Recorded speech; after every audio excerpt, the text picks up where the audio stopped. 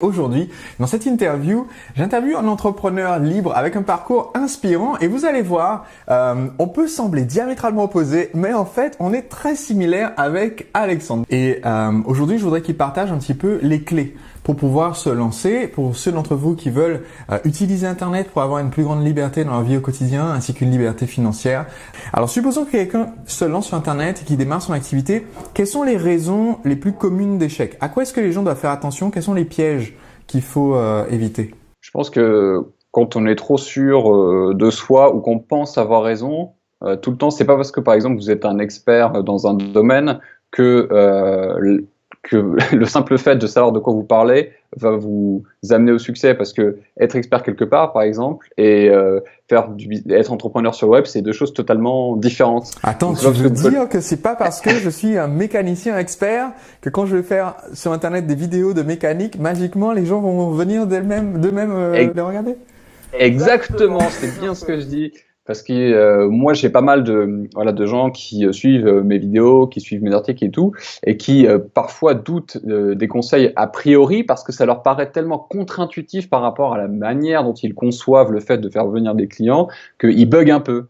Et puis au final, quand ils commencent à tester, ils disent ah ouais d'accord, j'avais pas du tout pensé qu'on pouvait par exemple en échange d'un bonus complémentaire à l'article que j'écris ou à la vidéo que je fais, que ça puisse intéresser des gens qui s'inscrivent à ma newsletter. Et puis finalement, quand je contacte mon audience par newsletter, je me rends compte que les gens cliquent sur les liens que je leur donne pour leur présenter mes produits et qu'ils achètent mes produits. Ouais, c'est un truc qui est absolument hallucinant pour eux. Et donc effectivement, tant qu'on n'a pas mis un petit peu son ego de côté, qu'on soit un peu expert ou pas du tout, hein, ou juste passionné, ou juste intéressé par une thématique, il faut essayer de partir de zéro, de d'émettre aucun jugement sur quoi que ce soit et d'être à la place de l'élève qui rentre en première année de la fac. Et puis, on essaye d'écouter et surtout d'appliquer et après, on en tire des conclusions. Il n'y a que la réalité qui compte, en fait. L'idéologie, c'est beau, c'est bien, mais il n'y a que la réalité. Et pour citer un fameux rappeur, les hommes mentent, mais pas les chiffres. Donc, les chiffres ont toujours raison. Et voilà. Donc, à partir du moment où les chiffres disent le vrai, il faut les suivre et peut-être un peu moins écouter le bruit ambiant.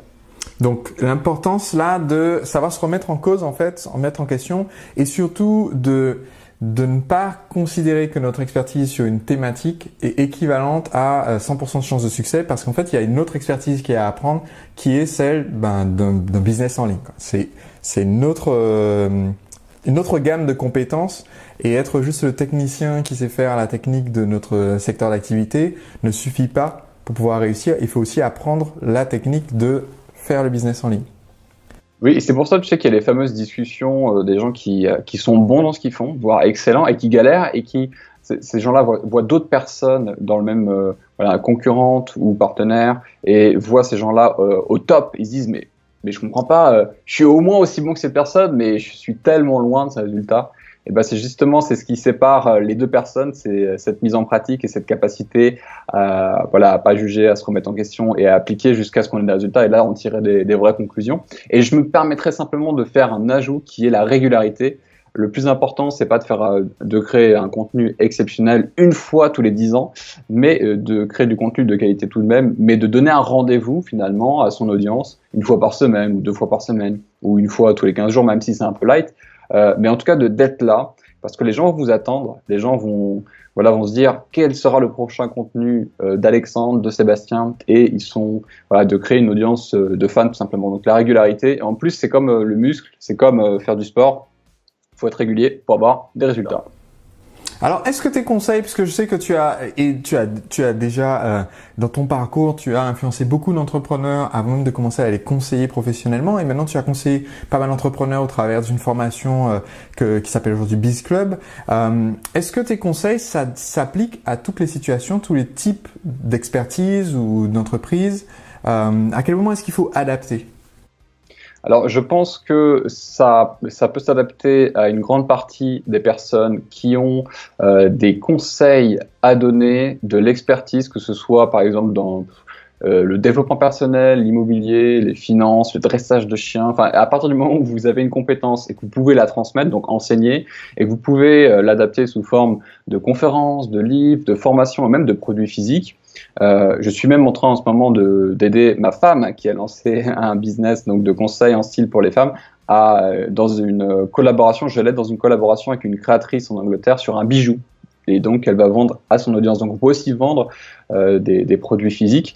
Et je pense que la limite là à qui ça s'adresse pas, ce serait plutôt pour ceux qui font ce qu'on appelle du MLM, du marketing relationnel, ce genre de choses-là. Moi, je donne des conseils pour les gens qui veulent être entrepreneurs et pas dans un réseau de distributeurs. C'est-à-dire que ça s'adresse à ceux qui veulent avoir du contrôle sur tout. C'est-à-dire sur leurs produits, sur leur prix, sur leur marketing et être libre. Parce que ce que je propose, c'est vraiment d'acquérir une liberté totale, donc financière, temporelle et géographique. Et pour avoir cette liberté totale, il ne faut pas dépendre d'un fournisseur, d'un réseau de distribution ou autre. C'est vraiment pour ceux qui souhaitent partager leur expertise, leur savoir ou leur passion et qui peuvent le transmettre sous forme de contenu qu'ils peuvent créer comme des articles, comme des vidéos, comme des séminaires audio. Donc c'est en direct à leur audience. Donc pas dépendre de quelqu'un, pas d'être dans un réseau de distribution, pas d'être dans un réseau de franchise. Ça ne s'adresse pas à ces personnes-là, ça s'adresse à ceux qui veulent être propriétaires de leur business sur Internet et qui veulent privilégier leur qualité de vie et de pouvoir arrêter de se poser la question, est-ce qu'ils peuvent partir en vacances, est-ce qu'il faut appeler le banquier pour acheter la maison ou la voiture. Voilà, c'est pour ceux qui veulent être libres financièrement et qui veulent se donner les moyens surtout aussi d'y arriver. Alors, quelles sont les toutes premières actions? Donc je reprends. Donc, ce que tu as expliqué, c'est que pour des personnes, parce que aujourd'hui, il y a beaucoup de gens qui vont nous regarder, qui sont des porteurs de projets, qui veulent démarrer leur activité ou qui ont quelque chose déjà qui tourne, mais peut-être que en ligne ou qui vendent leur temps et qui veulent trouver l'option de faire tourner leur activité maintenant grâce à Internet en étant libre.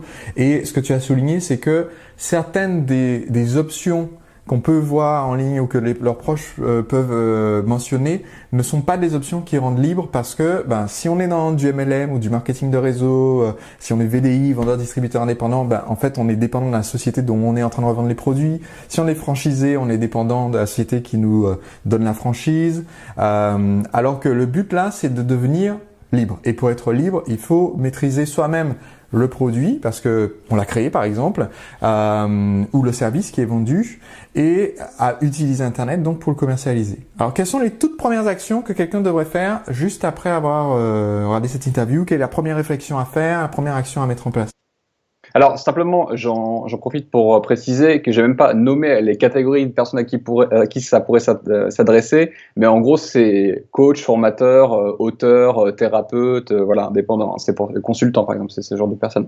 Donc la première action qu'on pourrait mettre en place dès maintenant, c'est de se dire est-ce que je préfère créer du contenu, sous quelle forme je préfère créer du contenu? Donc est-ce que ce serait plutôt de l'écrit, est-ce que ce serait plutôt de la vidéo, est-ce que ce serait plutôt de l'audio? Et de commencer directement avec le cœur dans votre thématique, le cœur des questions que votre audience pourrait se poser et de commencer à faire donc les piliers en fait, de creuser les piliers, de créer du super contenu par rapport à ça et de le diffuser massivement tout en commençant à réfléchir à comment vous allez capturer entre guillemets votre audience donc sous forme de newsletter avec ce qu'on appelle un autorépondeur donc pour pouvoir capturer l'adresse email des gens que vous allez attirer et de commencer à publier immédiatement le contenu. Si vous avez décidé de faire la vidéo, alors on a tous ça pratiquement dans la poche.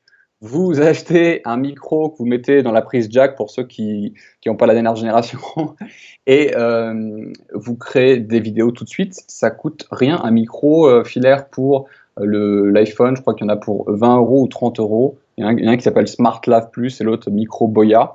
Et vous commencez à donner vos premiers conseils, vous les mettez sur YouTube, c'est gratuit YouTube, vous créez un compte, ça aussi vous l'avez déjà, vous n'avez pas besoin de l'acheter, et 20 € le micro, vous faites vos premiers contenus, vous passez à l'action, et toutes les semaines, vous publiez votre vidéo avec un petit cadeau, une formation complémentaire à vos articles pour pouvoir capturer votre audience, donc via un autorépondeur.